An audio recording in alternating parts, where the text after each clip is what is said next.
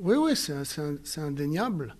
C'est comme ça qu'on le perçoit et qu'on l'appréhende. Après, la réalité, c'est que, un peu comme on l'avait dit aussi au début de saison, on va vraiment match par match parce que de se projeter trop loin, trop vite, ou de faire de trop gros plans, c'est pas réaliste et ça nous a pas forcément réussi non plus. Donc, vraiment, on aborde match après match et mi-temps par mi-temps et séance après séance, au jour le jour. Demain, c'est la Nouvelle-Angleterre.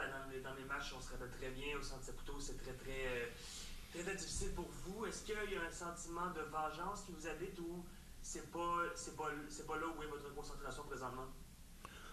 Un petit peu dans le sens où, un peu des deux, c'est la vérité. Mais plus de revanche sur nous-mêmes par rapport euh, à un moment clé de la saison où on s'est laissé tomber nous-mêmes et nos partisans. Donc c'est sur des choses qui on pensait être vraiment en notre contrôle et donc c'est vraiment quelque chose qui nous a blessés. Donc c'est sur ce point-là, oui. Après, non, parce qu'on veut juste passer la page et avancer et pas rester sur le passé. Merci.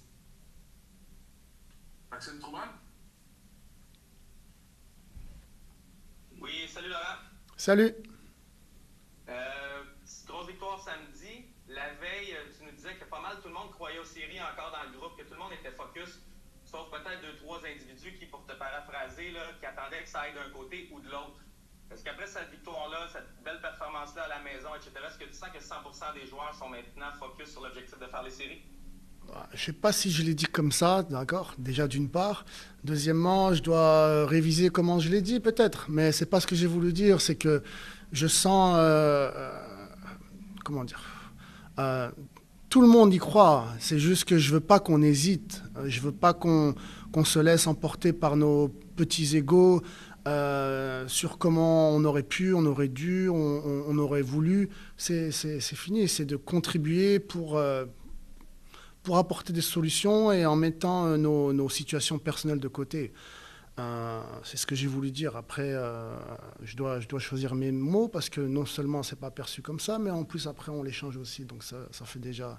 Mais, euh, mais non, j'espère pas parce que pour répondre à ta question, j'espère j'aimerais qu'on ait des certitudes et qu'on n'attende pas qu'il y ait un résultat ou de l'autre ou une performance ou de l'autre. Et c'est ça le dilemme, c'est d'être un peu plus consistant. Le dernier match, personne n'a donné un 2 sur 10. Tout le monde était en intention en 10 et en exécution au moins entre 6 et 7. Et, et ça donne la performance que ça a donné et le petit truc qui fait que la chance bascule de ton côté. Ou pas dans un jour où tu mets pas toutes les intentions, où tu as un jour sans et tu as un ou deux qui performent pas à leur niveau. Donc là, on était tous à la même page et ça a basculé de notre côté. C'était ça aurait pu basculer dans l'autre sens ou l'autre, surtout en début de deuxième mi-temps. Simon Servat? Bonjour Laurent. Bonjour. On sait ce qui est arrivé à Montréal contre la Révolution il y a quelques semaines.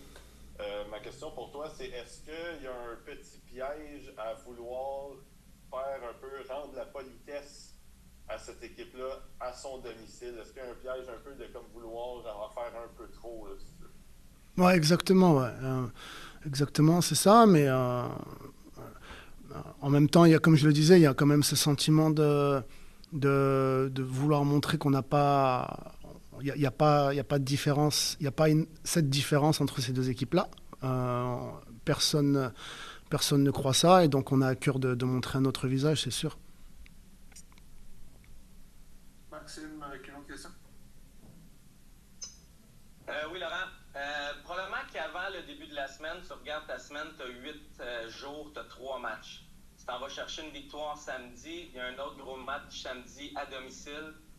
On pourrait penser, mettons, que les deux matchs, le premier et le dernier des trois, sont vraiment, vraiment des victoires possibles. Comment on attaque un match en milieu de semaine, aussi serré que ça, à New England, à l'étranger? Est-ce qu'on roule le banc? Est-ce qu'on y va pour la victoire demain? C'est quoi le mindset sur ce match-là de demain, entouré de deux gros matchs à la maison? Au vu de ce qui s'est passé cette saison, on se doit sur chaque match de les aborder pour être performer le plus haut possible. Il n'y a pas de gestion d'essayer de prioriser ou pas un match ou un autre. C'est de performer et on a tous beaucoup à prouver. Et donc, qui que ce soit sur le terrain doit se donner la meilleure performance. On a une stratégie qui, on pense, pour demain, nous peut nous mettre dans des bonnes circonstances. Après, on va voir le scénario du match. Mais non, on ne choisit pas nos matchs, entre guillemets, et on se doit de performer au meilleur au vu de ce qu'on n'a pas su montrer avec consistance cette saison. Simon? Ouais, juste une petite dernière pour moi, Laurent. Dans le fond, je voulais juste savoir par rapport à Caden et Bryce au milieu de terrain et l'attaque en général, as-tu l'impression que ce que vous avez montré samedi, c'est un peu plus ce que vous êtes capable d'amener côté offensif? Parce que Clark, bon, évidemment, il fallait qu'il s'acclimate un peu. Donc, penses-tu que ce groupe-là est capable d'amener beaucoup plus d'attaques dans les prochains matchs? Bon, on avait parlé de trouver un petit peu plus de temps de possession et les joueurs adverses qu'on voulait isoler en attaque placée et d'avoir un petit peu plus de nombre dans la boîte et de manière à pouvoir être plus présent pour les seconds ballons ou les secondes phases de les actions. Donc c'est des compartiments où ils ont montré des choses intéressantes à répéter.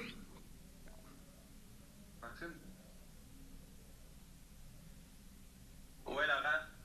J'étais à l'entraînement hier, puis c'était très intriguant et ça semblait zen, relax. Ça jasait longtemps avec Victor Wanyama. Ça semblait être une belle conversation. Est-ce qu'on peut avoir des bribes d'informations de ce qui s'est dit dans cette longue conversation-là? Ouais, c'était, je sais pas moi, une fois tous les mois et demi, 2 mois, on fait un petit check. Et des fois un peu plus, des fois sur le terrain, des fois plus ici. Non, il a tellement une expérience que je value, il a tellement vu d'entraîneurs. Et puis il y a beaucoup de jeunes qui le regardent, qui le suivent et voilà, je ne veux pas dire qu'il le vénère, mais qui le... elle n'allait pas dire ça y est. Mais comment dire, qui vraiment, c'est le grand frère. Et non, j'aime bien le sonder sur toujours sur 2-3 vibes collectives et comment il va, etc. Et donc c'était une petite conversation sympa.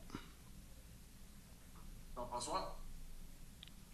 Avec un peu de recul maintenant depuis le match de samedi dernier, qu'est-ce que vous direz qui a été la grande différence entre cette victoire-là et les défaites précédentes? Est-ce qu'il y a eu un ajustement dans votre discours avec les joueurs? Est-ce que c'est l'activité de team building de la semaine dernière qui a fait en sorte que l'équipe était dans la meilleure disposition pour le match? Qu'est-ce qui a été la différence peut-être pour le match de samedi dernier? Peut-être on doit aller au foot-golf plus souvent. On va demander si on peut annuler l'entraînement du mercredi et aller au foot-golf ou l'activité. Non, mais comme je disais en après-match, rien. J'ai rien changé avec le fonctionnement du staff, sur les protocoles, sur les discours, sur les séances.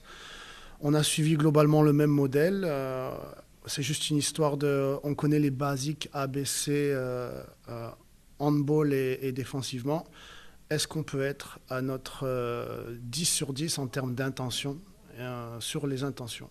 Après l'exécution, il y a un adversaire, on verra. Mais sur les intentions de ce qu'on veut faire, A, B et C, on se doit d'être à la même page et on ne peut pas se permettre un qui prend une rep off, tu sais.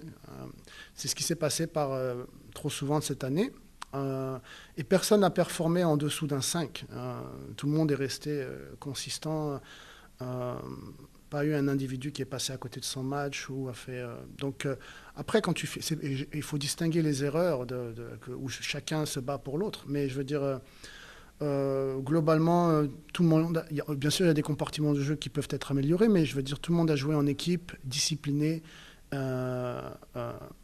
avec simplicité, mais en même temps ambition. Et c'était intéressant. Mais comme je l'ai dit, ça aurait pu basculer aussi dans l'autre sens.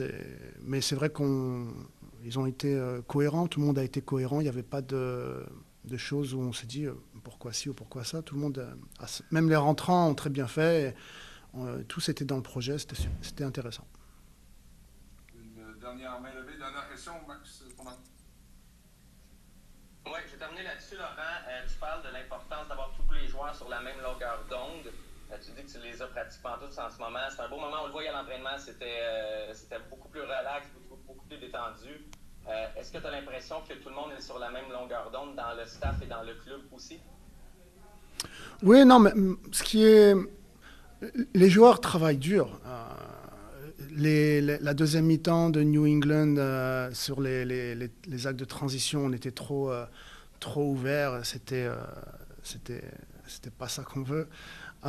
Et on va dire le scénario de Cincinnati qui a été ce qui a été, mais les gars travaillent dur. Et les gars, il y a plein d'autres éléments qui font que c'est pas évident. Donc on savait qu'ils étaient dans le travail, ils ne l'ont jamais pas été. Mais ce qui est sûr, c'est que nous, en interne, on a ciblé les process et ce qu'on veut mettre en place pour que le club soit dans une meilleure position dans le futur, court, moyen et long terme. Après, c'était frustrant de voir les prestations d'avant Charlotte, mais on sait qu'en interne, on met des choses en place qui feront qu'on va de l'avant. Après, on voudrait que ça se concrétise pour les partisans aussi sur le présent. On essaye. Merci beaucoup, Laurent. Merci. Merci.